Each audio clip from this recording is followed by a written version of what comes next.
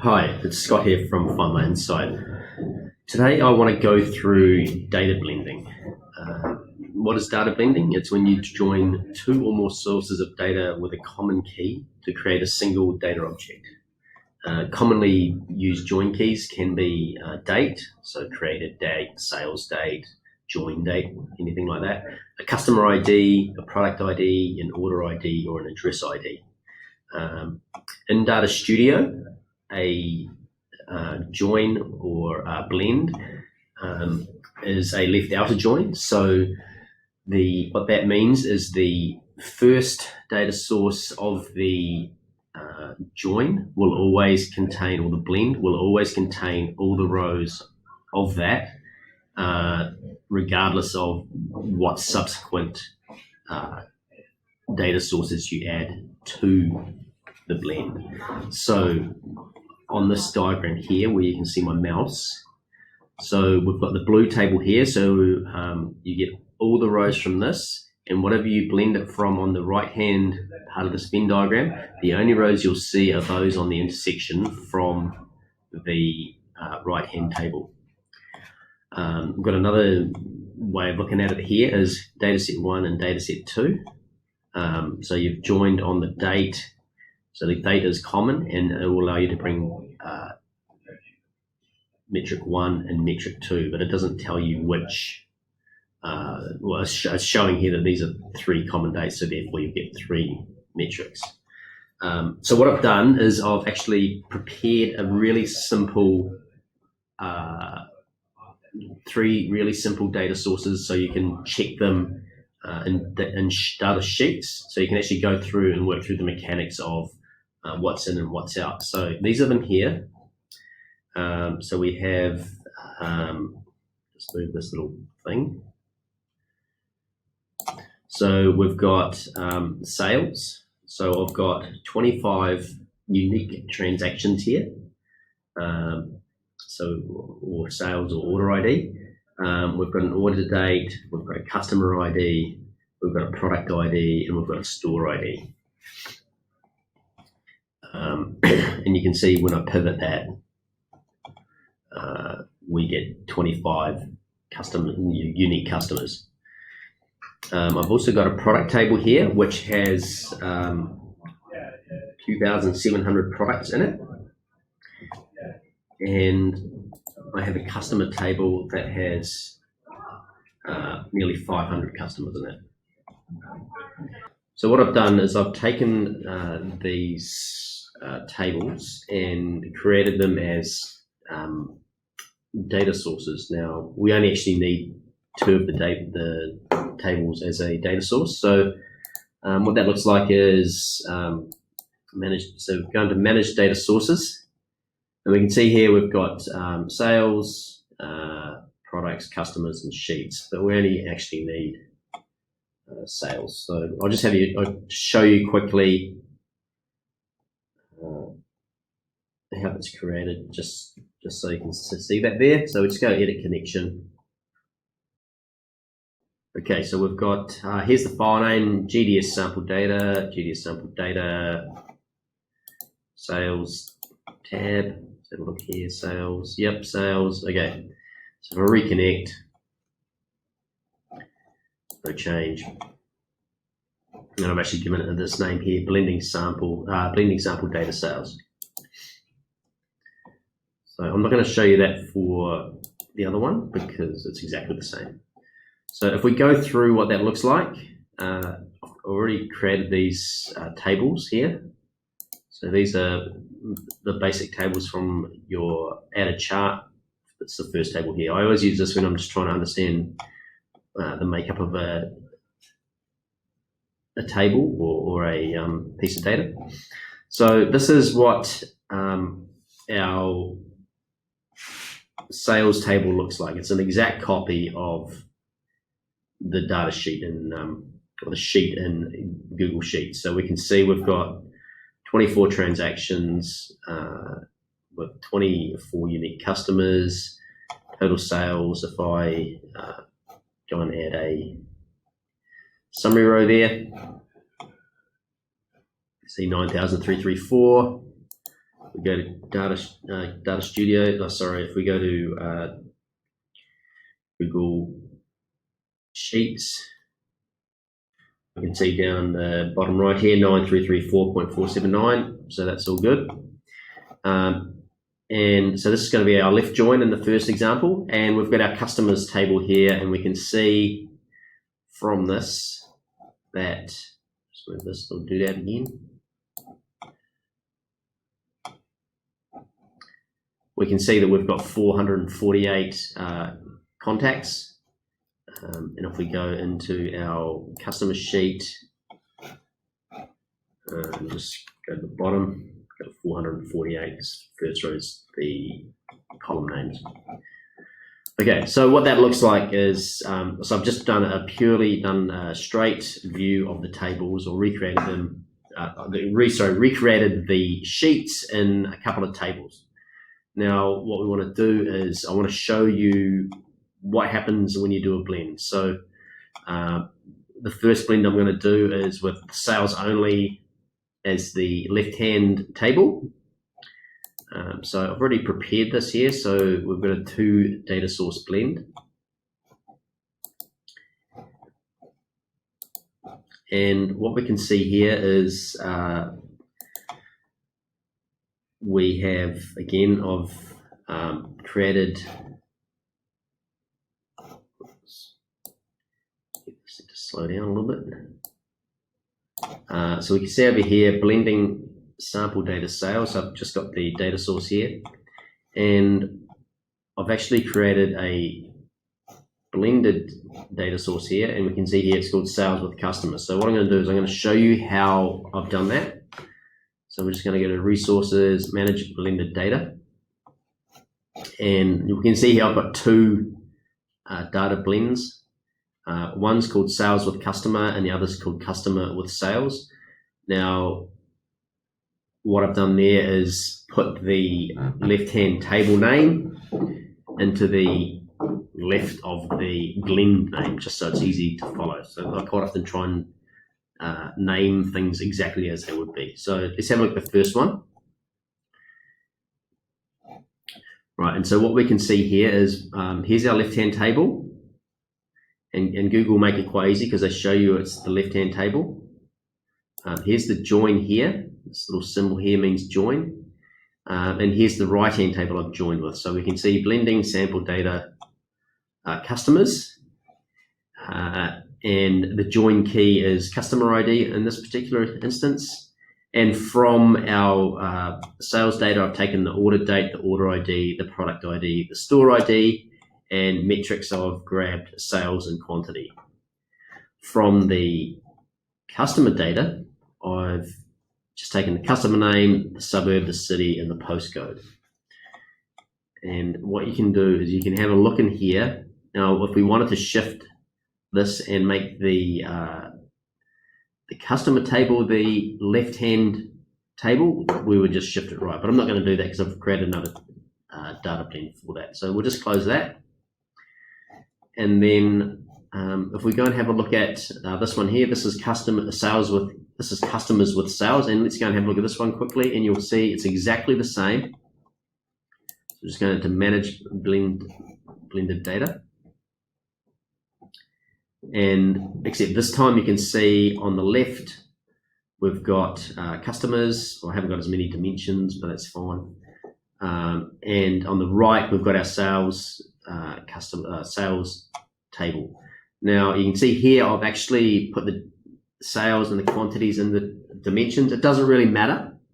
If you want to do it, if you want to be theoretically correct, you would just drag these into metrics like this. But I'm not going to. I'm just going to leave them in the dimensions because Data Studio will know that you can calculate those when you drag them into the dimension field, which I'll show you in the back in the sheet. So yeah, so it's very, very easy. We just lay down the customer table first rather than the sales table, and it automatically says that this is your left outer join. So if we close that, so what that shows me here is I've got this table that I've created here, and again, it's just a basic chart. sorry, a basic table from chart. So you can see over here, like I said, I always use this one to help me, understand the data. If I want to understand a little bit better, it's just another way for me to check how the table's been read in and which dimensions are unique, because often there can be more than one column which is your primary key. It's not, most tables are designed to have a single primary key, but sometimes the nature of the data allows you to have a second primary key which you can use as a check. So it's coming back to here. So we'll just click back out of here. So we can see we've got the sales only table, we've got 24 unique customers and 24 unique orders, and I can show that here by, and we'll just let it update. So we can see here we've got 24 unique customers, or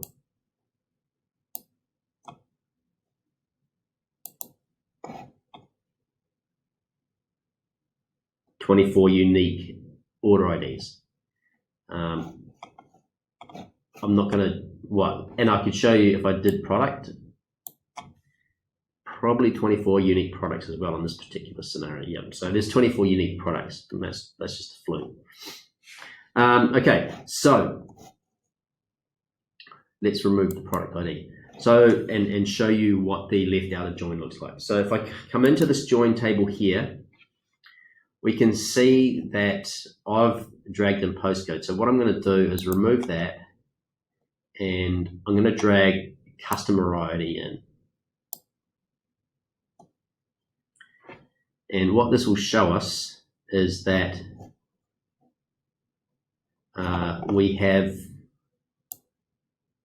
it's still giving us the full result from the left-hand join condition.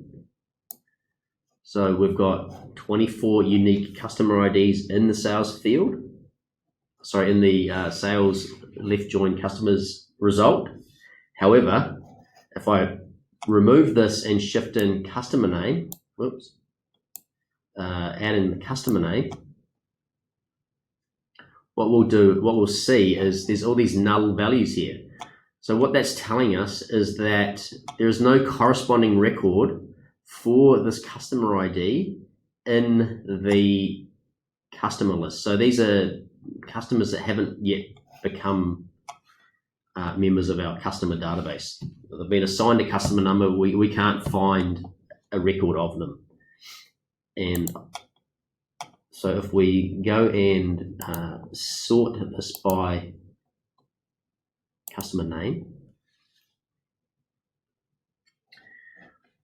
what I'm going to show you is that, yes, in fact, that is true. So this customer here, CV12805, so if we come back to our Google sheet and go into our customer tab, and if I just run a control find and go CV dash, we can see that up here, there are no customers in our customer list with that customer number.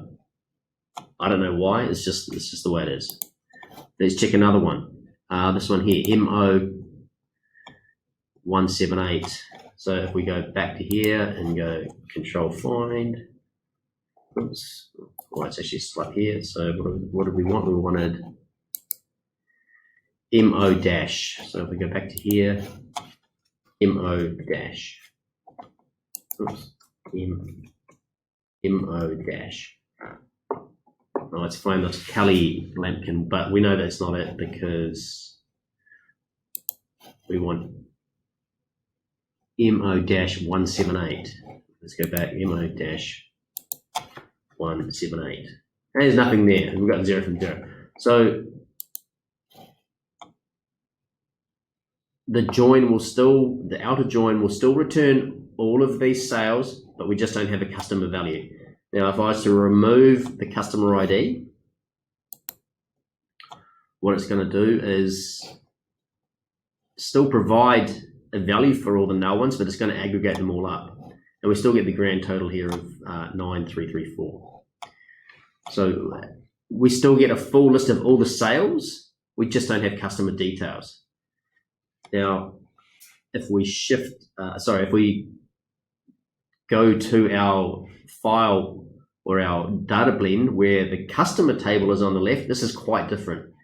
And I'm going to show you this now. So I've already created a table here for us to see that. And we can see that, so in our second blend, which is customers with sales, so customers is the left-hand table, joining to sales where the sales of the customer ID is the same. And we can see we only have 11 results here, and this is them over here. And I'm just going to move this guy over to the, oops, wrong one. Let's move this. Okay, so we can see we've got 11 customers here and we've got 11 customers here. But because we've joined on the primary key and the first table we laid down was customers, we're only ever going to see $5,000 worth of sales. So if we were to subtract, if we just roll this up a bit, and I'm going to add a summary row, which is where are you hiding? This one here, summary row. Okay, so 9334. Now, if we go, let's just quickly show the maths. Move this thing as well. So 9334. And what are we? 9334.48. 0.48. We've got 4292.22. 4922.22. Is that correct? 4292. 4292.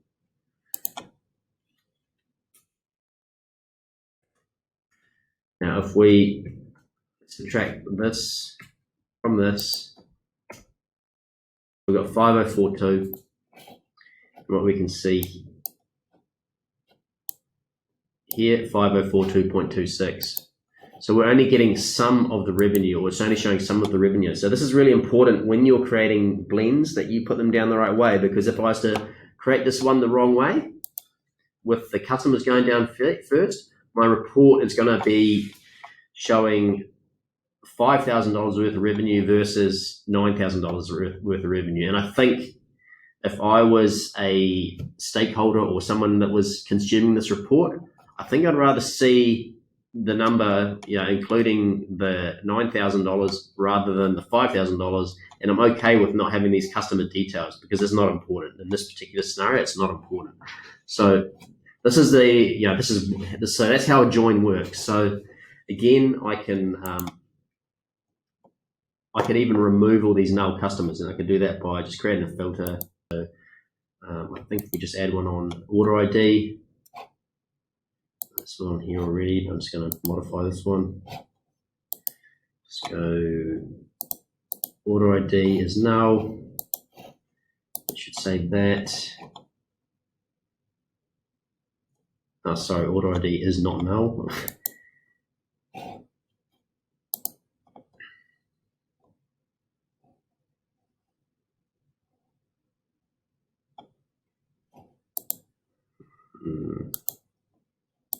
Sorry, we'll just let it have not null, so we'll just go exclude.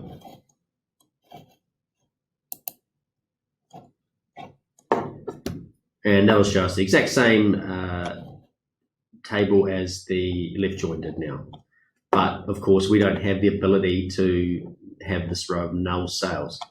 So there you go. That's how you blend data in Data Studio, or that's one of the ways to blend data in Data Studio. Remember these key things, that whatever table you put down first in your join or in your blend will be all rows from that will be included in any subsequent results. If you want the right-hand table to show all rows, then you need to put that in the left-hand join.